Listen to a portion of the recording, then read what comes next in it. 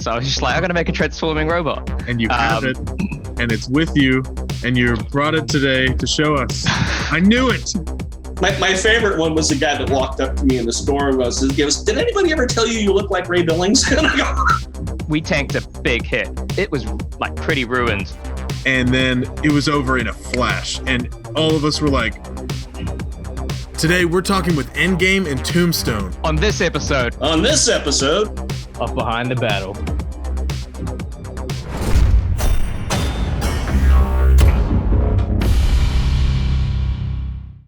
We're on with Jack and Nick with Team Endgame. We're here with Ray Billings from Team Tombstone. How did you both get started in robotics? Yeah, I started robotics in high school. I was in the VIX program for 7 years, I think, in total, through high school and then university. And that's where we decided to pick up the combat robotics.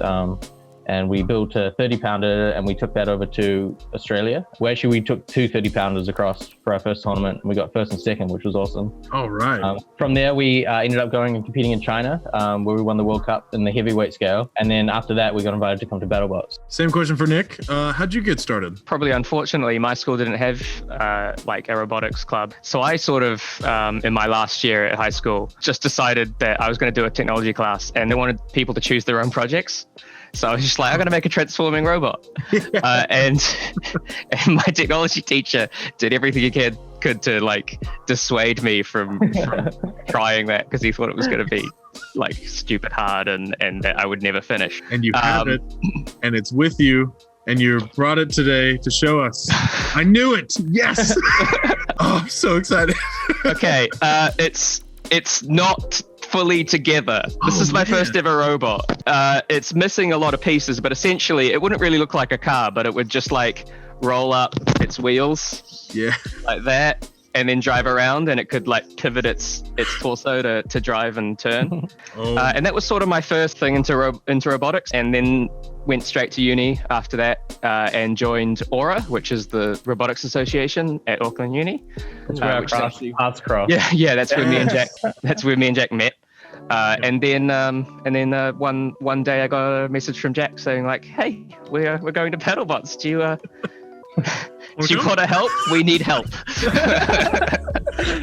I can only imagine that message just popping up and be like, yes. Tell me about how you got started in robotics. at one point in time, in one of the many different careers that I've had, I taught computer networking at an adult college. And my boss at the time, the department head, was a big fan of the BattleBot show way back when it was on Comedy Central. He would tape it at home, bring his VHS tapes into work, and then we would watch them between classes and breaks and whatnot. And so at the time, we got the idea that we could get together and we could build something between the two of us. Unfortunately, not too long after that, he ended up getting a different job and leaving there. And so we never had the opportunity to collaborate and actually make anything together. But that's where the impetus started. That was where I got hooked. And so then from there, it just sort of morphed into a father-son project between me and Justin, my son. How did you get into BattleBots itself? So yeah, my very first event actually was a BattleBots event. You know, it was one of those things where like we just had the idea what we were going to do, and I just started buying parts and putting something together. And back then, if you showed up with a robot that worked, you were in. There wasn't any of the whole, now you got to apply, you got to get accepted, you got to do all of this. Back then, as long as you got your paperwork in on time, you were good to go. Why is your robot called Endgame? Well, let me tell you. No. Jack will tell you that it's a Taylor Swift song, but you weren't the one to actually suggest that name. It was Shane, wasn't it? So Shane, he named his Vex robot Endgame after the Rise Against song. And I thought, that's a fantastic name. You've named your robot after a Taylor Swift song. And I messaged him and I was like, yo, can we steal the name for our BattleBots team? He was like, yeah, no worries. We entered and we put a space in it because I thought that's how you spelt it because of the Taylor Swift song. I had no idea it was supposed to be one word. Yeah. So you named it after Shane's robot, which was named after the Rise Against song. So by the transitive properties, it's named after a Rise Against song. But it's spelled like the Taylor Swift song, so there you go. That's just because you can't spell. Everyone knows Tombstone. Even if people aren't fans of BattleBots, when they think of BattleBots, they're like, there is a name, there's a bot associated with it, and it's just unlimited fear. I honestly think it's the most recognized combat robot in the world. You know, at one point in time, that might have gone to Nightmare, okay, because it was an iconic look to it. Today, I think that's me. I don't think there's any other robot that immediately people think of when they think of combat robots. You know, it's funny because I'm just a guy that builds robots, but there are times when there's little weird things happen that sort of, it's like, okay, it's a little bigger than just my hobby at this point in time. My favorite one was the guy that walked up to me in the store and goes, did anybody ever tell you look like Ray Billings? And I go, what? How do you answer that? I don't say. Yeah, never heard that before. We've seen the episode. We've seen all the teams in the audience instead of just regular audience members. What was it like to kind of have like a group of your peers watching the fight as it was going on? From a driver's perspective, it was a bit different because normally you'd have the crowd like screaming and cheering and stuff, and it was like a lot easier to stay calm this year. I think like your peers are always watching because they have live feeds back to the pit, so it's not really any different like in that sense. Yeah, the nerves were definitely reduced. Like when you got a whole crowd of people that you don't know any of them all screaming and yelling fight, it's quite different. Whereas you've just got people that you know watching, it's a lot more tame. Did it seem like less of a show and more like just like this is what we have to do right now, like more of an objective? I don't think it felt like less of a show. Like It was still, the routine and procedure was still very much the same. You'd go up, you'd stand for the camera, you'd do your pose as Farouk introduces you. We just did it in a different place than usual. The difference really was the fact that all the crew and stuff were keeping their distance from you, and you were talking to them through your microphone and a speaker that was on set, rather than being able to actually talk to them like face to face. Yeah, so they could hear everything we were saying before the fight. Oh god! Yeah, had to be careful what we're saying before the fight. Okay. We're saying anything bad because it was all being recorded and like. Well, we're not sure. They might have had this ability last year as well. We were just never aware of it. How did it feel having all the other builders in the stands instead of the regular audience? Audience interaction is really important to me.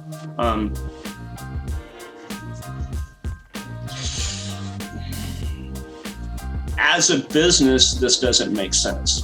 So I get some money to come in through sponsorships. I get some money to come in through winning whatever prize money.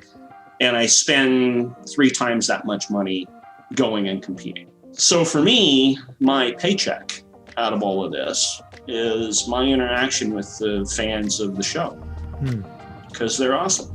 Before each film session, me and part of the team, we'd walk out where all those people were and we'd hand out trading cards and sign autographs and whatnot and spend an hour out there BSing with folks, as long as we didn't have anything going on in the pits. And like I said, that to me, that was one of the coolest parts of all of this, and it was a definite downer to not have that.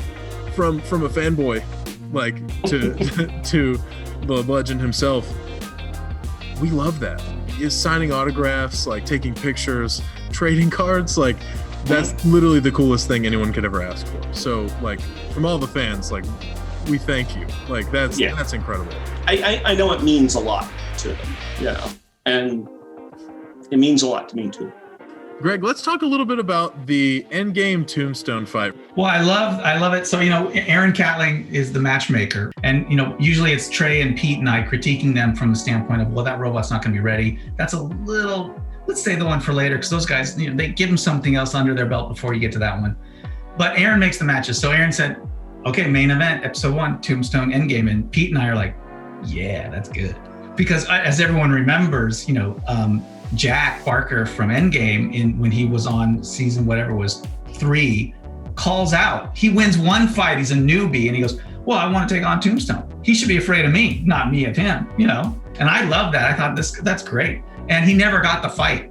So here it is, the 3rd time he's come to BattleBots, and Aaron remembers all that stuff. He's got a great head for these details, and he's like, "Yeah, that's the fight you're getting, buddy." Tombstone versus Endgame. You guys, right out of the box, just clashed, and the hits were huge, and then it was over in a flash, and all of us were like, We had that first little hit, which pivoted him away from us, exposing his wheel. And then Jack saw the opening and then went and took out his wheel. I think us hitting him, as well as, Ray's, natural inclination to turn in to robots when they come in for his wheels, meant that he came and hit us right in the side, and we tanked a big hit right in the side of our wedge. It was like pretty ruined, that part of the wedge. The entire robot had shrunk by 2 millimeters at the end of the fight. Yeah, the whole robot bent in a little bit. It was actually a bit annoying. So we had that one hit.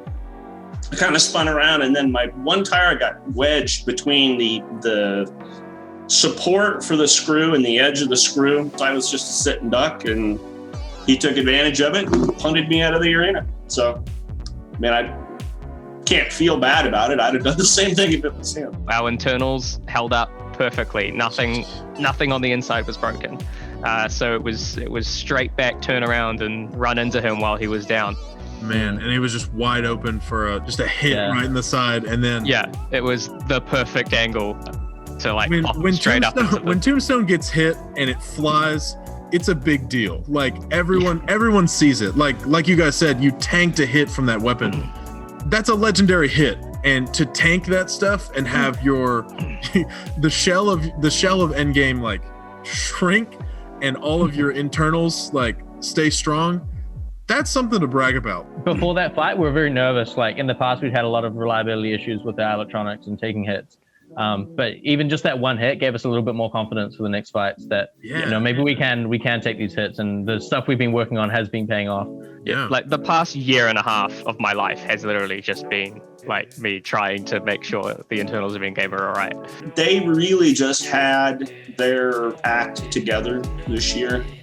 You can see it. Sometimes people just show up and they just got it going. They had all the details worked out really well. The robot was just running top notch all the way through.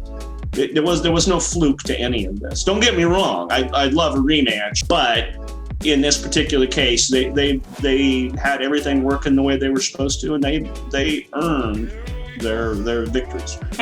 That's amazing to hear that you guys the sportsmanship. I'm so amazed by the amount of sportsmanship between you guys. Endgame, thank you so much for joining us, Jack and Nick.